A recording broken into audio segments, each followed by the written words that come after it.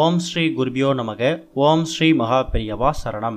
மே 14 நாளைய தினம் விஷ்ணுபதி புண்ணிய காலம். செய்ய வேண்டிய வாங்க வேண்டிய சில முக்கியமான விஷயங்கள். வருஷத்துல 4 முறை இந்த விஷ்ணுபதி புண்ணிய கால வழிபாடு வரும்.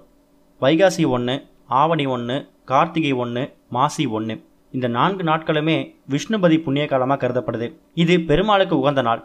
அதனால வைகாசி முதல் நாள் நாளைய தினம் மே 14ஆம் தேதி செவ்வாய்க்கிழமை விஷ்ணுபதி புண்ணிய காலம் இருக்கு. விஷ்ணுபதி புண்ணிய காலம் அப்படிங்கிறது வைகாசி முதல் நாள் நள்ளிரவு 1:30 மணிக்கு ஆரம்பிச்சு காலையில் 10:30 மணி வரைக்கும் இருக்கும். அதே மாதிரி ஆவணி 1ஆம் தேதி, கார்த்திகை 1ஆம் தேதி, மாசி 1ஆம் தேதி இது மாதிரி 4 மாதங்களும் நள்ளிரவு 1:30 மணிக்கு ஆரம்பித்து காலையில் 10:30 மணி வரைக்கும் இருக்கும். ஒரு வருஷத்தில் வரக்கூடிய 4 விஷ்ணுபதி புண்ணிய காலத்திலையும் யார் ஒருத்தவங்க பெருமாள் கோவிலுக்கு போயிட்டு இப்போ சொல்லக்கூடிய முறைப்படி பெருமாளை வழிபடுறாங்களோ அவங்க வாழ்க்கையில் வறுமை நீங்கும், கடன் சுமை குறையும், செல்வ வளம் அதிகரிக்கும், பெருமாளோட முழு ஆசீர்வாதமும் கிடைக்கும். நாளை தினம் அதிகாலையில் எழுந்திரிச்சு குளிச்சுட்டு உங்கள் வீட்டு பக்கத்துடைய பெருமாள் கோயிலுக்கு போங்க. உங்கள் கையில் 27 எண்ணிக்கையில் பூக்கள் இருக்கட்டும். இது சும்மா கணக்கு தான். மல்லிகைப்பூ, முல்லைப்பூ, துளசி இது மாதிரி சில விஷயங்கள் நீங்கள் கண்டிப்பாக வாங்கணும். குறிப்பிட்ட இந்த பூ தான் வாங்கணும்னு இல்லை. பெருமாள் கோயில் வாசலில் என்ன பூ விற்கிறாங்களோ அதை வாங்கிடுங்க. நேராக பெருமாள் கோயிலுக்கு போயிட்டு பெருமாளை தரிசனம் பண்ணிவிட்டு 27 முறை முடிஞ்சால் வலம் வர முயற்சி பண்ணுங்கள். ஒரு முறையும் பெருமாளை வலம் வரும்போது ஒரு பூவை கொடி மரத்துக்கு கீழே வச்சுக்கிட்டே வாங்க. கையில் இருக்கக்கூடிய 27 பூக்களும் தீர்ந்ததுக்கு அப்புறமா 27 முறை சுற்று முடிஞ்சிச்சுன்னு அர்த்தம்.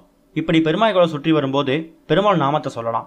ஓம் நமோ நாராயணா, கோவிந்தா, பெருமாளேன்னு உங்களுக்கு பெருமாளோட எந்த நாமம் ஞாபகத்துக்கு இருக்கோ அதை தாராளமாக சொல்லலாம். குறிப்பாக நாளைய தினம் அதாவது வைகாசி 1ஆம் தேதி காலையில் 10:30 மணிக்குள்ளே இந்த வழிபாட்டை செய்ய முயற்சி பண்ணுங்கள். ஒருவேளை 10:30 மணிக்குள்ளே முயற்சி பண்ணலனா கூட மாலை நேரம் ஒரு 6 மணிக்குள்ளேயாவது பண்ணிவிடுங்க. ஏன்னா 10:30 மணிக்குள்ளே விஷ்ணுபதி புண்ணிய காலம் முடிஞ்சிடும். அந்த நேரத்தில் கோவிலுக்காவது போயிட்டு வந்துடுங்க. இது தவிர பெருமாள் கோவிலுக்கு உங்கள் கையால் துளசி வாங்கி கொடுங்க. அர்ச்சனைக்கு பூக்கள் வாங்கி கொடுக்கலாம். அங்கே வரக்கூடிய பக்தர்களுக்கு உங்கள் கையால் அன்னதானமும் செய்யலாம். இது எல்லாம் உங்களோட தனிப்பட்ட விருப்பம்.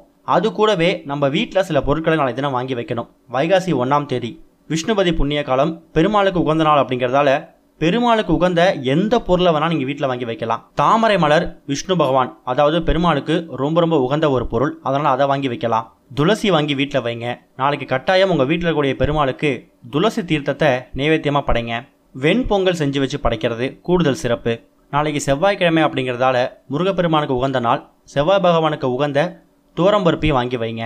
அது கூட வாசனை மலர்கள், கல்லுப்பு இது மாதிரி சில பொருட்களையும் வாங்கி வைக்கலாம். ஆனால் கட்டாயம் மல்லிகைப்பூ, துளசி கட்டாயம் வாங்கி வைக்கணும். வைகாசி மாதத்தில் வரக்கூடிய இந்த விஷ்ணுபதி புண்ணிய காலத்தை பயன்படுத்திக்கிட்டா இந்த வைகாசி மாதம் முழுக்க உங்களுக்கு நல்லது நடக்கும். ஓம் ஸ்ரீ குருபியோ நமக. ஓம் ஸ்ரீ மகா பெரியவா சரணம்.